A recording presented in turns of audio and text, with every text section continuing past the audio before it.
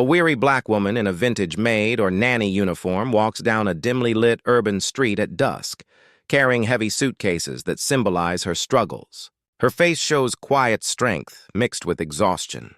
In the background, a wealthy, well-dressed man in a suit stands near a luxury red car, watching her with a cold, suspicious expression.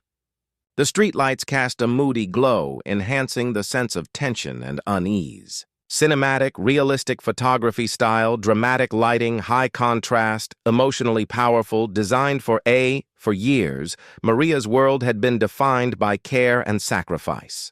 She rose before dawn, prepared breakfast for the wealthy family she worked for, and tucked their children into bed with the same tenderness she gave her own. To neighbors, she was quiet but strong, a woman who carried herself with dignity even when life was unfair. Yet no matter how much she gave, she was never truly seen, just the help, invisible in the very home where she poured her soul. That Friday evening, as the autumn air cooled and the city's lights began to glow, she carried her worn purse and headed toward the bus stop. To her, it was just another long walk home. What she didn't know was that every step she took was being watched, and that someone's curiosity was about to expose far more than her private life. The bus ride that evening was longer than usual, crowded with tired faces and the faint smell of fast food clinging to coats. Maria sat quietly, clutching her purse as she always did, unaware that a sleek black car trailed behind the bus at every stop. Inside sat the man who had fired her just hours earlier, the millionaire whose children she had raised as if they were her own. His reason for following her wasn't kindness or concern. It was suspicion. He had always looked at her as though she didn't quite belong, as if the color of her skin made her capable of something deceitful. When Maria stepped off the bus and began her walk through narrow streets lined with flickering streetlights, he stayed close. She never noticed the car pulling over a block behind, headlights dimmed, engine running. To her, it was simply the end of a long week. But to him, it was an investigation, one he felt entitled to conduct. As she turned down her street, children ran past her playing tag, their laughter echoing through the night. Maria smiled, reminded of her own kids waiting inside. Her home was small, the paint chipping, the porch light struggling to stay on. But it was hers.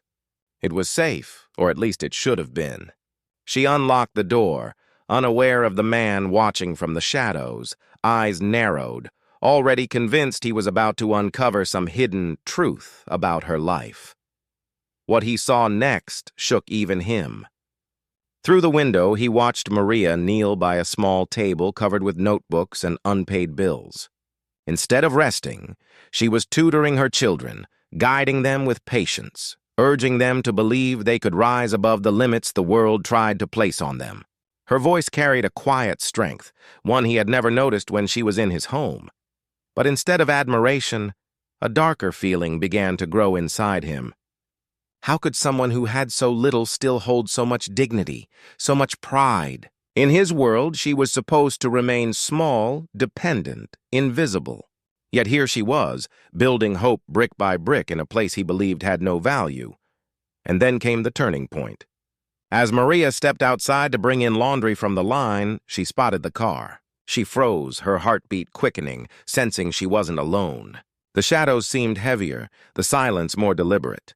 Was someone watching her? The unease crawled across her skin, but she forced herself to stay calm for the sake of her children inside. The millionaire sank lower in his seat, hiding, yet refusing to leave. In that moment, the line between curiosity and intrusion blurred into something far more sinister. His presence wasn't just an invasion of privacy.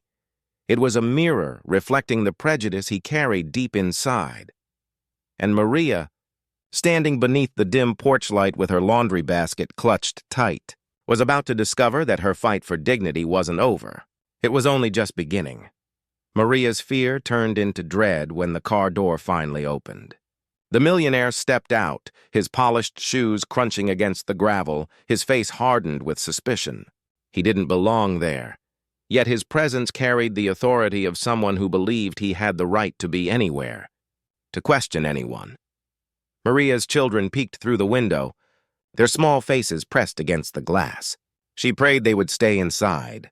Her hands trembled around the laundry basket, but her voice remained steady as she asked what he wanted. His reply cut like a blade. He claimed he was there to see the truth about her. The truth? He accused her of stealing, of hiding, of living in a way that didn't add up. His words dripped with condescension, twisting her years of loyalty into suspicion simply because of the color of her skin. To him, her modest home wasn't a symbol of resilience. It was evidence of something criminal. The neighbors began to notice. Curtains shifted, whispers carried.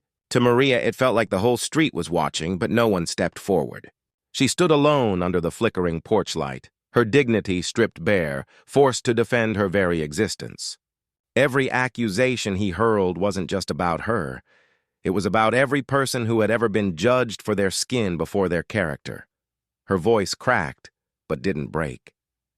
She told him he had no right, that her life was not his to dissect. Yet in his eyes, she saw the same dangerous certainty that had crushed so many lives before. For a moment, time froze. Her children, the neighbors, the man looming over her, it all blurred into one terrifying question.